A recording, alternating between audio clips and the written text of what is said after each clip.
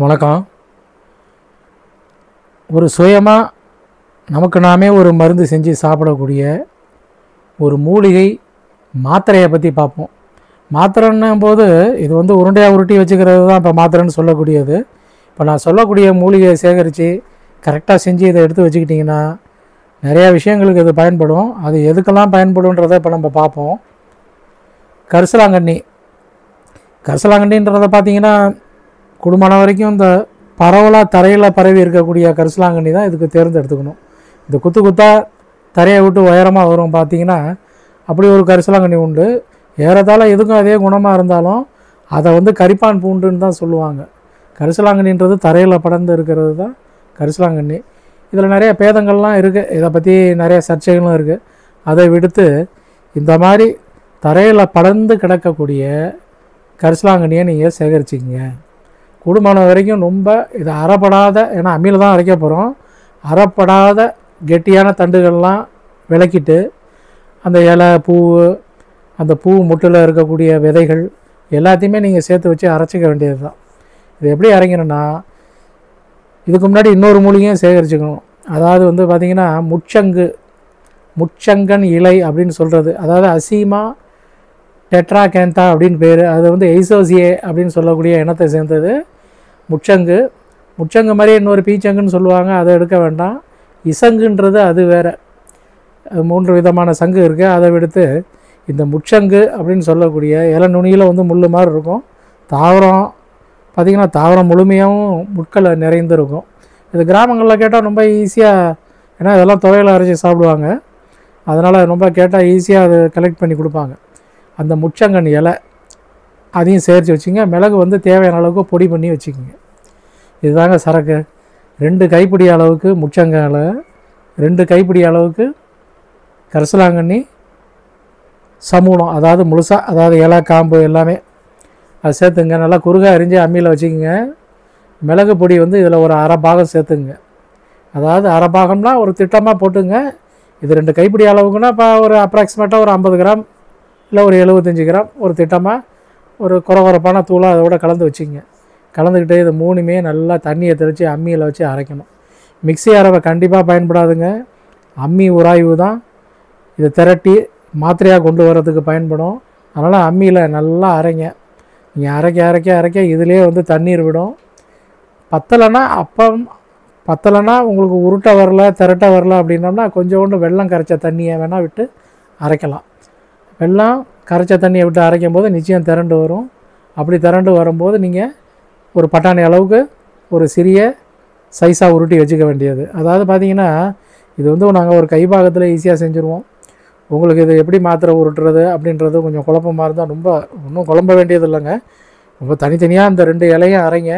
நல்லா திப்பி இல்லாமல் நைஸாக அரைச்சதுக்கப்புறம் மிளகு பொடியும் போட்டு அதுக்கப்புறம் அரைங்க. மிளகு பொடி போட்டோன்னே இருக்கக்கூடிய தண்ணி சத்தெல்லாம் குறைஞ்சி நல்லா திரண்டு வரும். நல்லா அரைக்கணும், அதுதான் ரொம்ப முக்கியம்.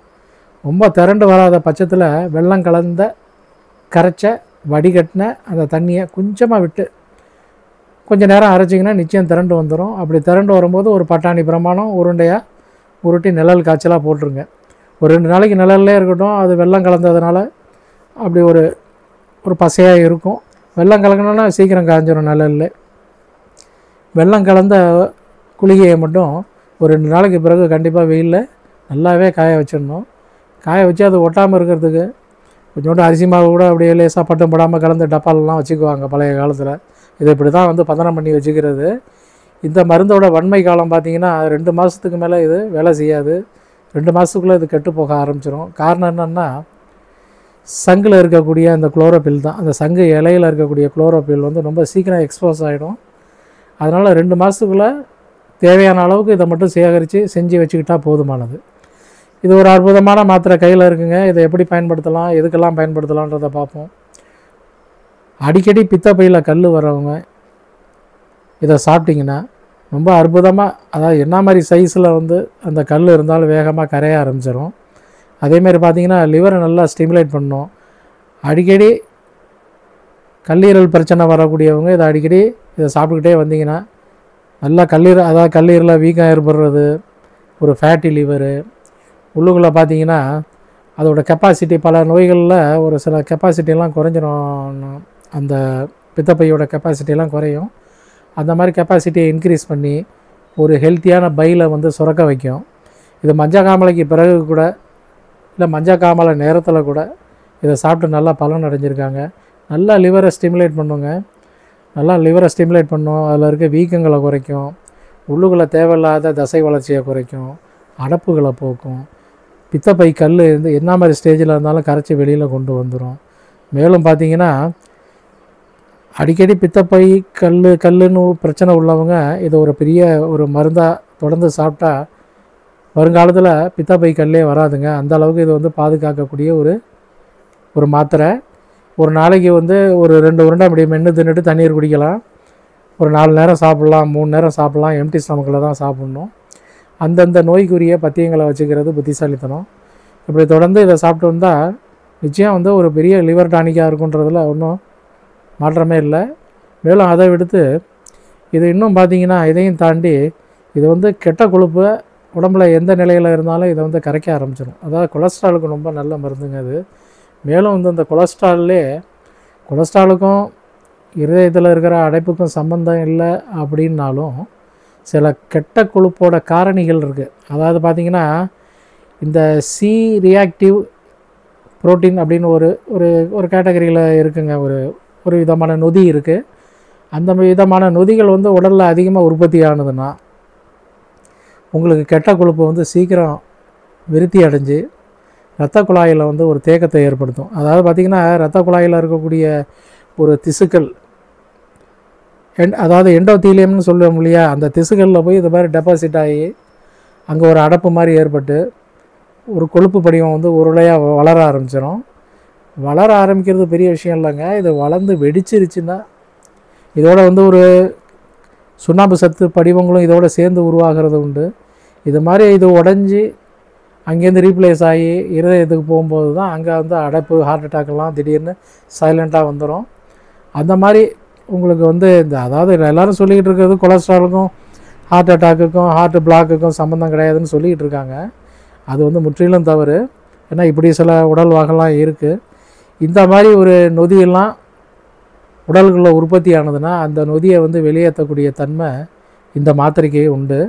இந்த மாத்திரையை தொடர்ந்து சாப்பிட்டோம்னா நிச்சயம் பார்த்திங்கன்னா இருதயத்தில் இருக்க அடைப்பை நிச்சயம் சரி பண்ணுங்க. அதில் ஒன்றும் மாற்றமே கிடையாது. நம்பிக்கையாக தொடர்ந்து சாப்பிட்ணும், அவ்வளோதான், வேறு ஒன்றும் கிடையாது. மேலும் பார்த்திங்கன்னா இது இது இது வந்து இது எந்த அளவுக்கு வந்து பித்தப்பையில் வேலை செய்யுதோ அதே மாதிரி பார்த்திங்கன்னா லங் டிசீஸ்லேயும் இது ரொம்ப நல்லா வேலை செய்யும். அதாவது லங் கெப்பாசிட்டி வந்து குறைஞ்சி போனதுன்னா இதை பயன்படுத்தலாம். அடிக்கடி வறட்டு இருமல், பிராங்கியல் டியூப்பில் வரக்கூடிய ப்ராப்ளங்கள், இதுக்கெல்லாம் வந்து இது ரொம்ப அற்புதமானது. மேலும் வந்து இது வந்து சளியை கரைக்கும், அலர்ஜிகளையும் கட்டுப்படுத்தும்.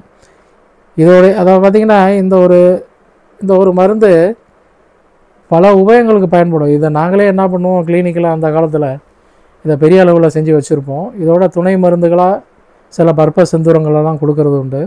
இது தனியாக வேலை செய்யும். பர்பஸ் செந்தூரங்களோட கூட்டி சாப்பிடும்போது இன்னும் விசேஷமான பலனெல்லாம் இது தரது உண்டு. அதனால் இது வந்து ஒரு கிளினிக்கில், அதாவது பார்த்திங்கன்னா ஒரு மருத்துவ சாலையில் இதை நாங்கள் சமயோஜிதப்படி இதை வச்சுக்கிட்டு உபயோகப்படுத்துவோம். அவ்வளோ ஒரு அற்புதமானது. தனியாக உபயோகப்படுத்தும் போது இந்த விதமான குணங்கள்லாம் ரொம்ப அற்புதமாக கிடைக்கும். இது இப்போ நான் சொல்லக்கூடிய அந்தந்த நோய்களுக்குரிய தேவையில்லாத உணவுகள்லாம் தவிர்த்துட்டு வந்தால் ரொம்ப நல்லது. மேலும் இந்த சம்பந்தமாக, இந்த குளிகை தயாரிக்கிறது சம்பந்தமாக உங்களுக்கு எந்த சந்தேகமாக இருந்தாலும் என்னை வழக்கம் போல் கேட்கலாம். இதில் சேர்க்கக்கூடிய மூலிகை வந்து முச்சங்கன் அப்படின்னு சொல்லக்கூடியது ரொம்ப முக்கியமானது. அதனால் ஏன்னா சங்குலேயே நிறைய சங்கு இருக்குது, அதை காட்டுவாங்க, அதெல்லாம் ஏமாந்துட வேண்டாம். முச்சங்கன்னா இலை நுனியில் கூறு இருக்கும். இது அசிமா டெட்ராகேந்தா அப்படின்றக்கூடிய இதோட பொட்டானிக்கல் நேமு. இதை எய்சோசியே அப்படின்னு சொல்லக்கூடிய இனத்தை சேர்ந்தது. இதை சம்மந்தமாக உங்களுக்கு ஏதாவது சந்தேகம் இருந்ததுன்னா வழக்கம் போல் கேளுங்க. நன்றி, வணக்கம்.